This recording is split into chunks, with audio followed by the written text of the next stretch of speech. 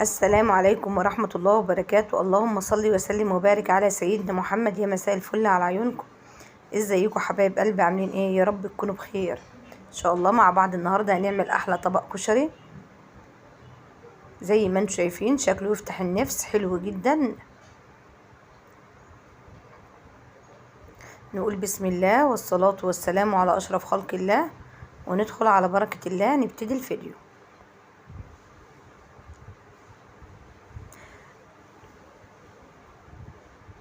اول حاجة هنجيب حلة على النار فيها شوية زيت، وتقطعي البصل جوليان او مكعبات صغيرة زي ما تحبي. انا بحب اعمل كمية كده وبخليها عندي. الزيت سخن معانا، هننزل بكمية البصل. طبعا بعد ما بنعمل البصل كده بندبله شوية، بنقلبه بقى من وقت للتاني كده لحد ما لونه يغير. في الوقت ده كنا غاسلين عدس ونقعينه حوالي مثلا ساعتين 3، وبرده حمص ونقعينه برده. يبقى معانا البصل شغال كده على عين، وكمان حطينا العدس يتسلق،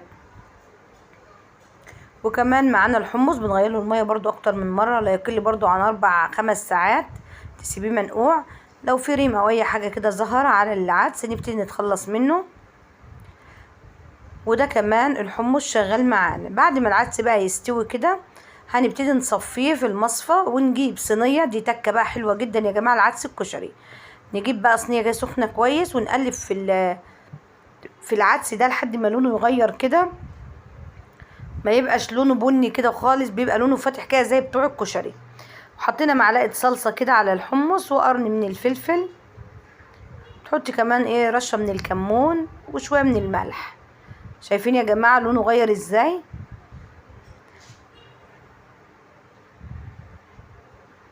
بنديله بقى رشه كده من الدقه على رشه من الكمون، بيبقى جاهز وبيبقى طعمه حلو جدا.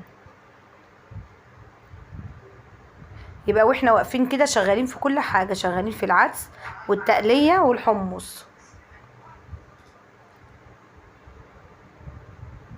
كده تمام. نخش بقى ونعمل شويه صلصه. نحط كده معلقتين كبار كده من الزيت، وهيكون معانا كمان معلقه من الثوم.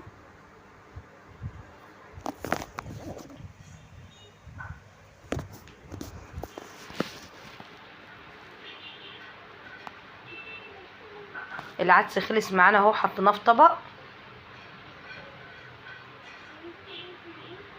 هنبتدي بقى حطينا برضو الزيت اللي هو بتاع التقليه ده، بنستعمله في كل حاجه من يعني مكونات الكشري. يعني دي الصلصه برضو بنحط لها كده معلقتين كبار من الزيت. حطي كمان معلقه من الثوم،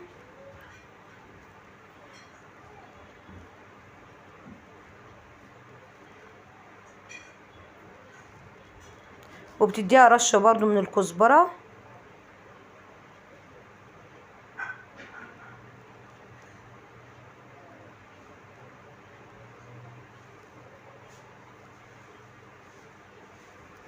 معاها بس كده لحد ما تلون معانا.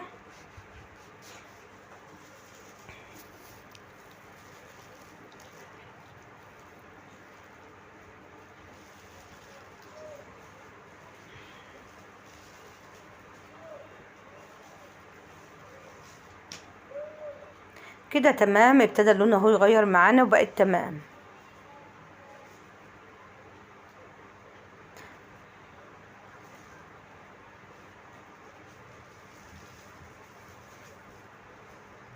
حطينا بقى معلقه من الخل، وبعد كده معانا برضو نحط حوالي معلقتين كبار كده من الصلصه.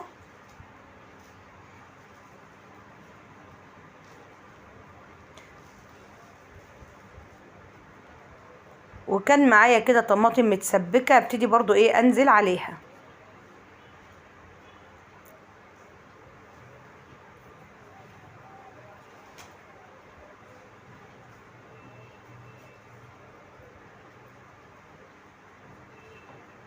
اهو كنت مسبكه برضو طماطم، ابتديت انزل كده على الصلصه بتاعتنا. بنحط لها بقى التتبيله، وبعد كده بنسيبها.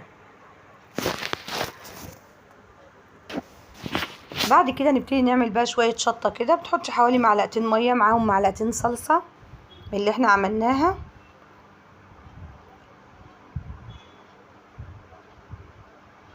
ونحط كمان حوالي معلقتين من الشطة. ممكن تعمليها على السخن، بس اللي على السخن بتبقى حامية قوي. بنقلبها كويس. طبعا لو عندنا بقى مكعبات طماطم عايزين نضيفها على الشطة مفيش اي مشاكل، عايزة تحطي معلقة من الزيت برضو مفيش اي مشاكل. يبقى واحنا واقفين كده بنخلص حاجتنا اول باول. في الوقت ده برضو حاطين المية بتغلي على النار عشان نسلق فيها المكرونة. معانا مكرونة سباكيتي ومعانا مكرونة اللي هي الرفيعة دي. بنبتدي نحط في المية حوالي معلقة صغيرة من الملح، ونبتدي نكسر المكرونة بتاعتنا. الكشري في البيت يا جماعة بيبقى ليه طعم تاني خالص، بيطلع معانا رائع، وبيبقى طعمه احلى من بتاع المحلات كمان. بنبتدي نقلب فيها، متاخدش معانا وقت خالص زي ما انتم شايفين. بعد بقى ما بتستوي معانا وبنصفيها بنحط برضو عليها معلقتين زيت كده وبتبقى جاهزة معانا. خلصنا الحمص وخلصنا العدس والتقلية والشطة والصلصة، وابتدينا نغرف زي ما انتم شايفين. طالع معانا المكرونة مفلفلة وحلوة جدا من نفس برضو زيت اللي هو بتاع التقلية. بنحط معلقتين كده على المكرونة بيديله تطعيمة في منتهى الجمال. والصلصة معانا حلوة جدا ولونها حلو قوي. معلقتين الصلصة دول بيعملوا معاها شغل هايل.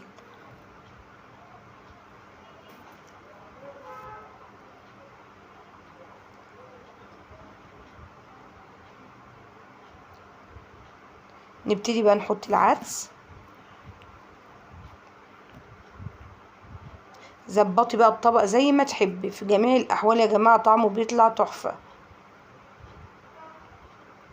لو وصلت معانا لحد كده بقى حاسه انك استفدت من الفيديو، ما تنسناش بقى بلايك واشتراك في القناه يشرفنا طبعا، وكمان تعليق حلو كده منكم. ونحط كمان شويه من التقليه. وبكده خلصنا طبق الكشري بتاعنا. شكله يا جماعه شهي جدا يفتح النفس. وطبعا الطماطم المتقطعه دي حطيناها في الشطه. يا رب بقى وصفاتنا تكون بتعجبكم ونكون دايما عند حسن ظنكم.